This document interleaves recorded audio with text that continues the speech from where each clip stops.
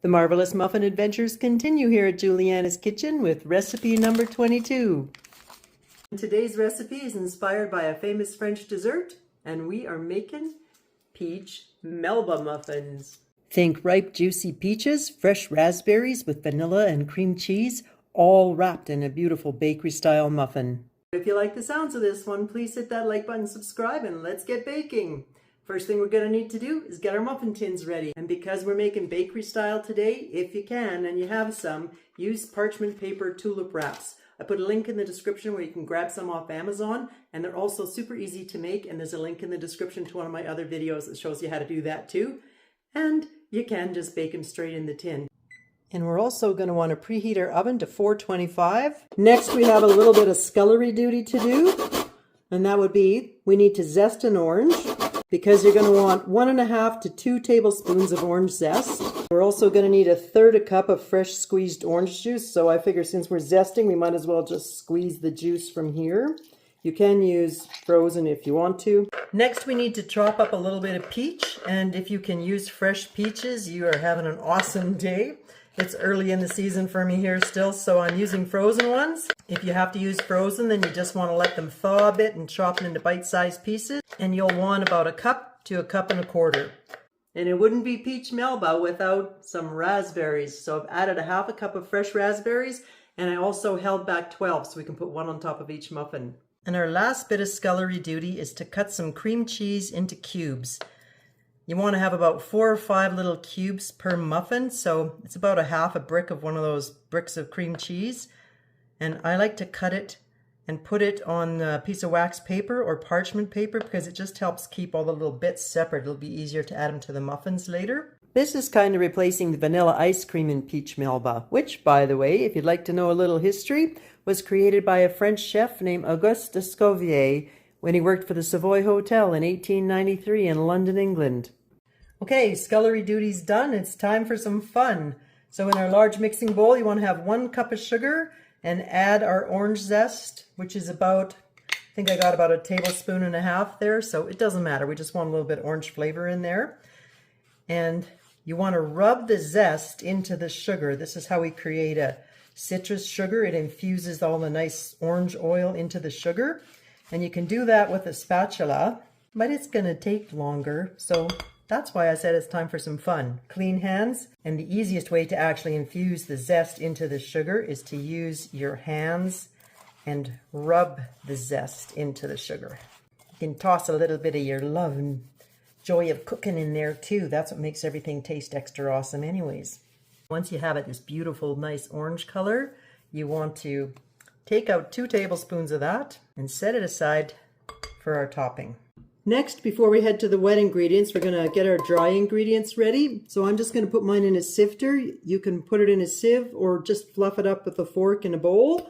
And you want 2 1/3 cup of flour, 1/2 teaspoon of salt, and same with the baking soda, 1/2 teaspoon of baking soda, and 1 tablespoon of baking powder. Now let's get to the wet stuff. So back to our bowl with the orange zest, you want to add 2 eggs. For this stage, I like to use a whisk to mix it all together. So whisk in your eggs and add that 1/3 cup of orange juice. And then you'll want to add 1.5 teaspoons of vanilla to give it that nice vanilla Peach Melba flavor. In case you're wondering, Melba is not actually a flavor. It's the name of an Australian opera singer who was visiting the hotel that he named the dish after. And Dame Nellie Melba wasn't just known for operas and dessert. Look her up. She's still on the Australian $100 bill today. And the dish was a vanilla poached peach with ice cream and raspberry sauce. That's where the inspiration for this one came from. Next, you want to add 1/2 cup of milk. And the last wet ingredient we want to add is 1/2 cup of olive oil. You can use any kind of cooking oil you like, as long as it's not a potent flavor like peanut oil.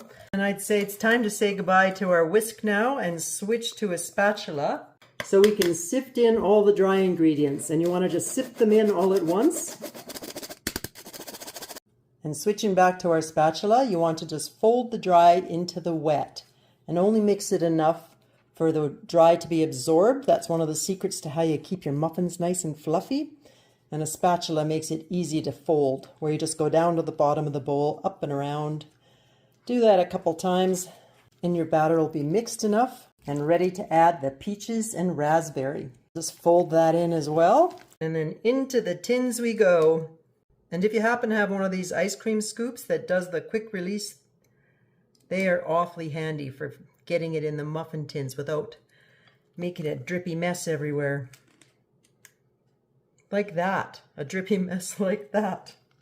And if you don't happen to have an ice cream scoop, you can just use a spoon and a spatula, old school minimalist baker style. It works great too. If you aren't using bakery wraps, you might have a little extra batter to make one of those coffee mug muffins. Next, we want to add our cream cheese, so just pop about 5 pieces into each muffin. And then using a knife, you just want to poke them into the batter a little bit so that the batter grips them nicely and they're not quite sitting on top. And then since we're going full bakery style here and we want to make them all pretty, I like to add a little bit more of fruit on top. So add a couple pieces of really thinly sliced peach, does the trick. And then of course you want to add the raspberry on top. And the final finishing touch is just to sprinkle a little bit of that citrus zest on each muffin. And now we're just going to pop it in the oven at 425 for 5 minutes. And then you want to reduce the heat to 400 and continue baking for 20 to 25 minutes until the toothpick comes out clean. I'll show you. Our muffins are done. Look how much the batter rose. The raspberries didn't sink in. The batter rose up. And here's how you tell if they're done. You want to use a toothpick. And these might be a little tricky because you want to insert them without getting a spot with cheese or a piece of fruit. But the idea is it comes out nice and dry with maybe a little bit of crumb on it. And that's how you know your muffins are ready. I could be wrong, but I think if Chef Escoffier and that Nellie Melba opera singer were still alive, they would approve. Thanks for hanging out with me in the kitchen today. I hope you enjoyed this recipe. I hope you try this recipe. And there's a whole bunch more on the Mahvelous Muffins playlist if you want to try some deliciously different muffins. We'll see you on the next video. Have a great day.